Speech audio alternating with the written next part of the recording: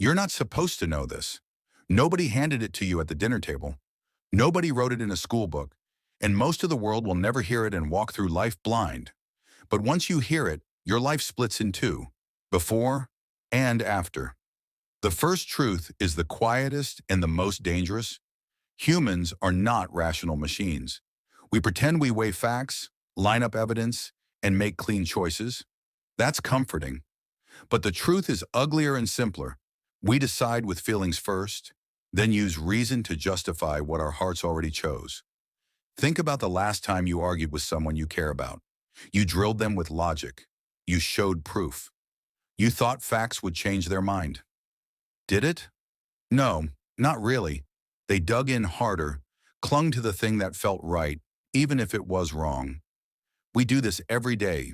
We choose partners for status or comfort. We buy brands because they promise a mood. We vote because a speech made us feel angry or hopeful, not because of a policy brief. Facts are weak currency. Feelings are the real money. This is what Machiavelli understood 500 years ago, and why his words were dangerous enough to be whispered, studied, and feared. He didn't write a moral sermon. He wrote an operating manual. He saw how people respond to sights, sounds, status, to the way things look and feel. People judge more by the eye than by the hand. They follow what seems right, not what is right.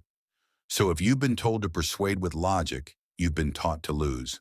The people who win, in politics, in business, in seduction, in war, know this instinctively. They don't waste time piling up facts. They shape the feeling.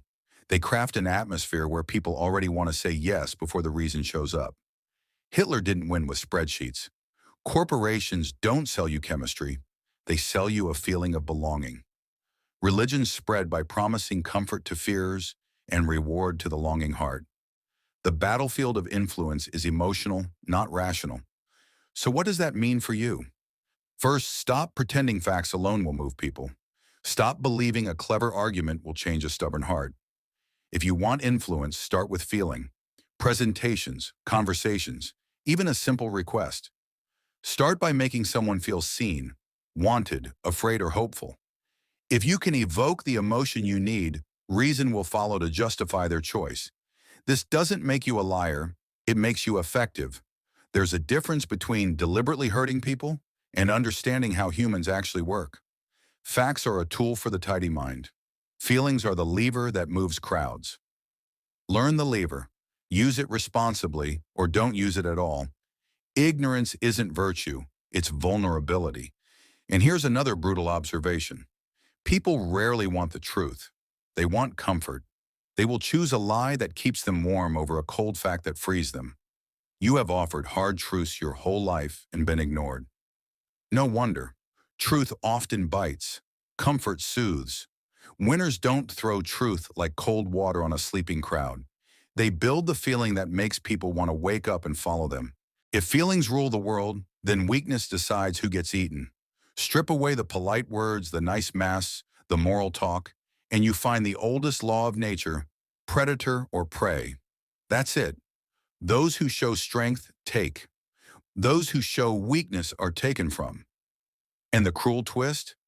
Weakness doesn't just fail to protect you, it attracts predators. Like blood in the water, it pulls them closer. Think back. Why do bullies pick the quiet kid instead of the fighter? Why do bosses cut the worker who bends instead of the one who pushes back? Why do women drift from the man who is agreeable to the one who stands firm?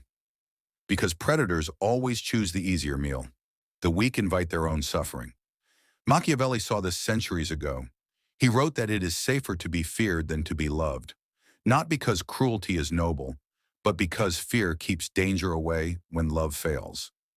Love without strength is fragile. Fear without love is harsh, but it protects. The man who believes love alone will save him is already preparing for betrayal. And here's something no one dares to admit. Weak men don't only ruin themselves, they ruin everyone around them. A weak man forces others to carry his weight. A weak man drains his friends, his family, his allies. He collapses and he drags them down with him. That's why weakness is more dangerous than cruelty. At least the cruel man stands on his own. The weak man becomes a black hole. He consumes others until they cut him loose or sink with him. But society tells you the opposite. They tell you to be soft, harmless, agreeable. They tell you that's what makes you a good man. They train you to confuse weakness with virtue. But the truth is harsher. The man who cannot defend himself, his family, or his name is not good. He is a liability. Strength is not an accessory. It's the price of survival. Without it, nothing else matters. Every interaction you have is quietly testing.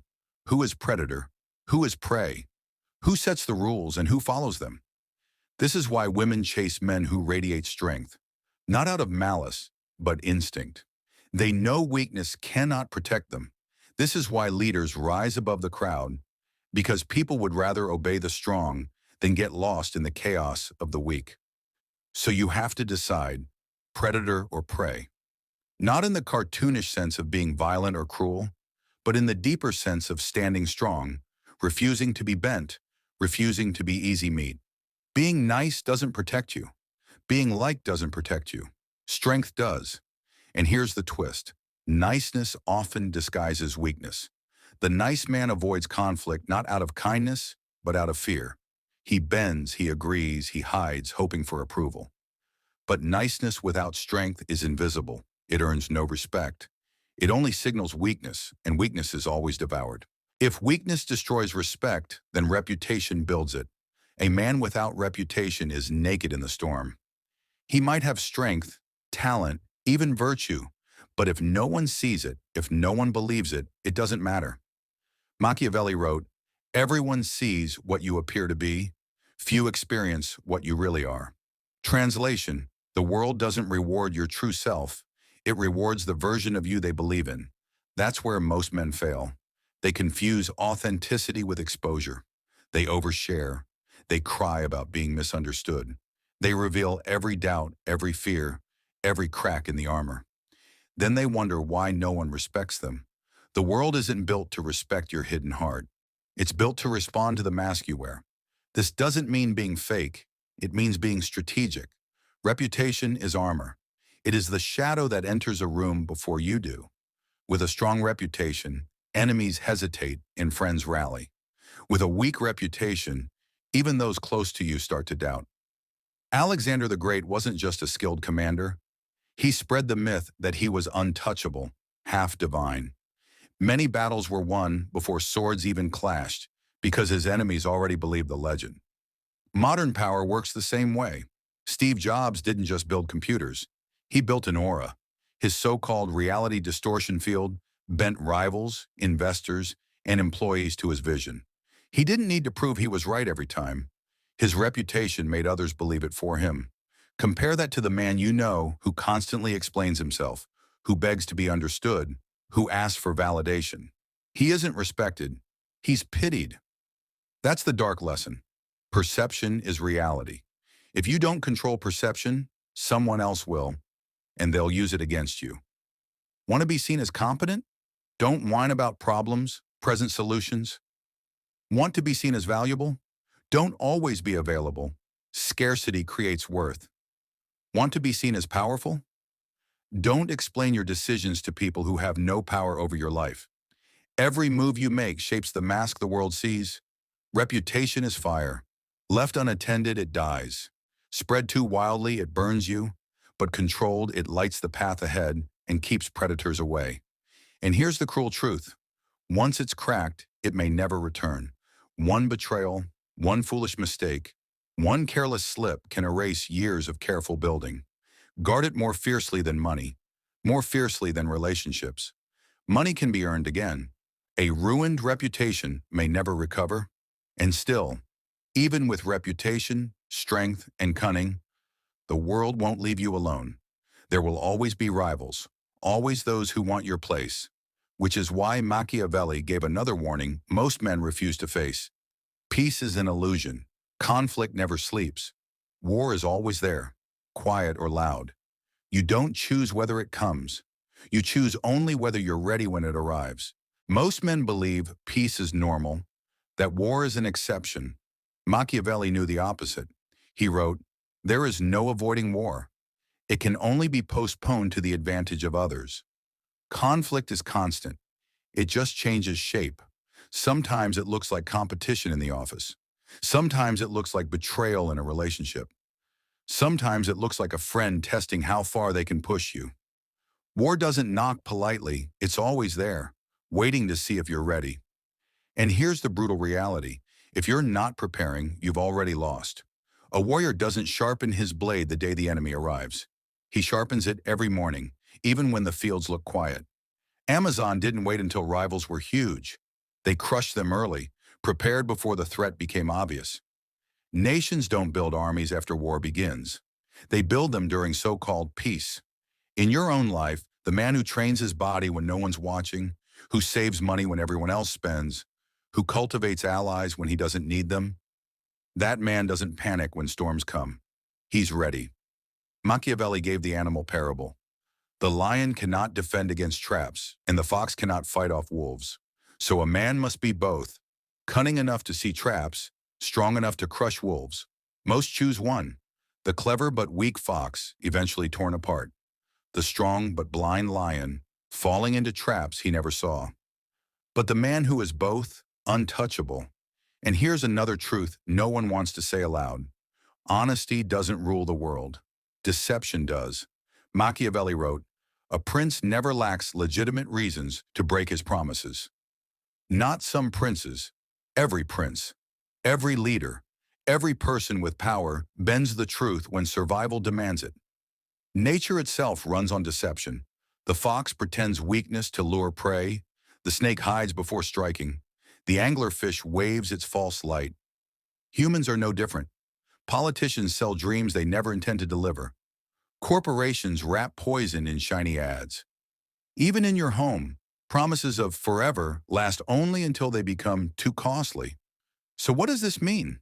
It doesn't mean lie recklessly or betray everyone. That's stupidity, not strategy. It means you must master controlled deception. Wear masks when necessary.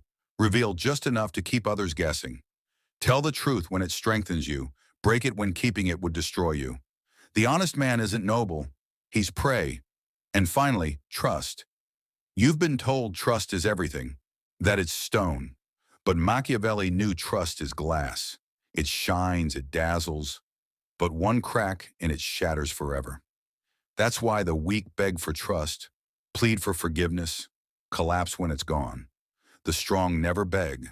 They engineer trust, project it, use it, but never build their survival on it, because trust will always break. And the man who knows this will never be blindsided when it does. Now you've seen the truths hidden from most men, that people are moved by feelings, not facts, that weakness invites predators, that reputation shields more than virtue, that war is constant, deception is survival, and trust is glass. You were trained to ignore this, but now the blindfold is off. You can't go back. The question is no longer whether you know, the question is whether you will use it. Because in weak hands, this knowledge becomes fear. In strong hands, it becomes power, the kind of power that bends the world. So ask yourself, will you bury it and pretend you never heard? Or will you carry it, sharpen it, and step forward untouchable?